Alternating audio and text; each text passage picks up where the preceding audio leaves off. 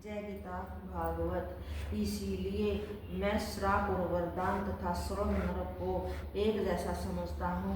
मुझ में इतनी सामर्थ्य नहीं है मैं श्री शंकर जी को ज्ञान सिखा सकूं, परंतु मैंने यह बात केवल इसीलिए कही थी कि ताकि संसारिक लोग इस हाल को सुनकर स्वयं भी निर्लज्ज न बन बैठे। इतना कहकर चंद्रकेतु वहां से प्रसन्नता पूर्वक चला गया।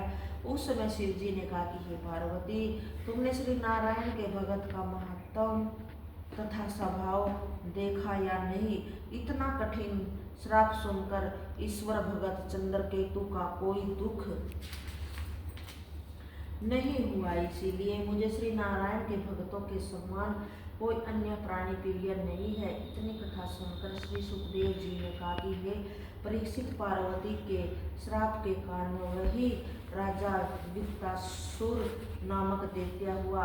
श्री नारायण ने अपना भगत जानकर उसे अंत समय में ज्ञान दे दिया था। इसलिए अपना शरीर त्यागने के पश्चात वह वैकुंठ लोकों में जाकर श्री नारायण की भक्ति करने लगा। श्री सुखदेव जी ने कहा कि हे राजन, अब हम सविता देवता आदि की संतान का वृत्तांत कहते हैं। सुनो। सविता देवता की पुष्पनी नामक स्त्री द्वारा अग्निहोत्र आदि 3 पुत्र तथा सावित्री आदि 3 कन्याएं उत्पन्न हुई।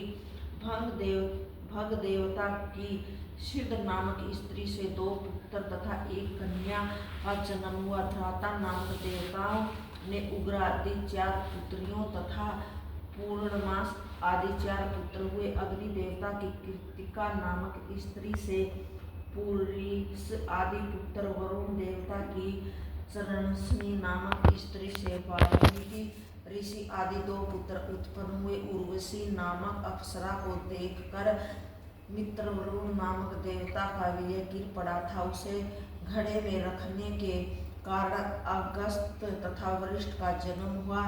इंद्र की पुलोमा नामक स्त्री के गर्भ में जयंत आदि 3 पुत्र हुए। वामन भगवान की कृति नामक स्त्री के गर्भ से शुभंग नामक बालक का जन्म हुआ। कश्यप की दीति नामक स्त्री के गर्भ से हिरण्याक्षु तथा एनाक्ष नामक दैत्य 2 पुत्रों का जन्म हुआ। हिरण्याकश्यप की कयाधु नामक स्त्री से सिंहिका नामक कन्या तथा सिंहलाद, प्रहलाद एवं आह्लाद नामक 3 पुत्र हुए। सिंहिका नामक कन्या तथा प्रियचिति नामक दैत्य को ब्याही गई, तब उससे राहु नामक पुत्र उत्पन्न हुआ। सिंहलाद का पुत्र पजजन हुआ। प्रहलाद का पुत्र वातापी नामक दानव हुआ, जिसे अगस्त जी ने मार डाला। आह्लाद ने महिषासुर तथा वासक्लिप नामक 2 पुत्र हुए। प्रहलाद का दूसरा पुत्र वीरोलोचन हुआ। वीरोलोचन की देवी नामक स्त्री से राजा बलि का जन्म हुआ।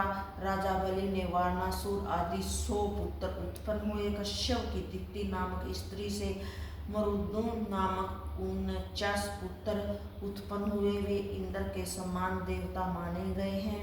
इतनी कथा सुनकर राजा परीक्षित ने कहा कि हे सुखदेव जी, दीप्ति के पुत्र दैत्यों ने देवताओं का पद कैसे प्राप्त किया, यह आप बतलाने की कृपा करें। श्री सुखदेव जी ने कहा कि हे परीक्षित, जब श्री नारायण ने वाराह तथा नरसिंह अवतार लेकर हिरण्याक्ष तथा हिरण्याकश्यप नामक दीप्ति के दोनों पुत्रों को मार डाला, उस समय दीप्ति ने आयतन उदास होकर अपने मन में विचार किया कि अब कोई ऐसा उपाय करना चाहिए जिससे मेरे गर्भ से इंद्र को मारने वाला पुत्र की उत्पत्ति हो। ऐसा निश्चय करके दीप्ति ने आयतन प्रेम पूर्वक अपने पति कश्यप जी की सेवा करनी आरंभ कर दी। उसकी सेवा से प्रसन्न होकर एक दिन कश्यप जी ने दीप्ति से कहा कि हे दीप्ति, मैं तेरे ऊपर बहुत प्रसन्न हूँ, तेरी जो इच्छा हो मुझसे वह वरदान मांग लो। यह सुनकर दीप्ति ने हाथ जोड़कर कहा कि हे स्वामी, यदि आप प्रसन्न हो तो मुझे ऐसा वरदान दीजिए जिससे मेरे गर्भ से इंद्र को मारने स्वयं अमर रहने वाले पुत्र का जन्म हो। दीप्ति के वचन सुनकर कश्यप ने उदास होकर अपने मन में यह विचार किया कि मैं दीप्ति को वचन न दे चुका हूँ, अब क्या करूँ। श्री नारायण के भगत हैं, अतः उसकी मृत्यु नहीं होनी चाहिए तथा मेरा वचन भी मिथ्या नहीं होना चाहिए। ऐसा सोचकर कश्यप जी ने दीप्ति से कहा, हे दीप्ति, तू मार्गशीर्ष मास में व्रत रख, उसके प्रताप से तुझे वांछित पुत्र की प्राप्ति होगी। यह सुनकर दीप्ति ने कहा कि हे स्वामी, आप मुझे इस व्रत की विधि बतला दीजिए। जय गीता भागवत।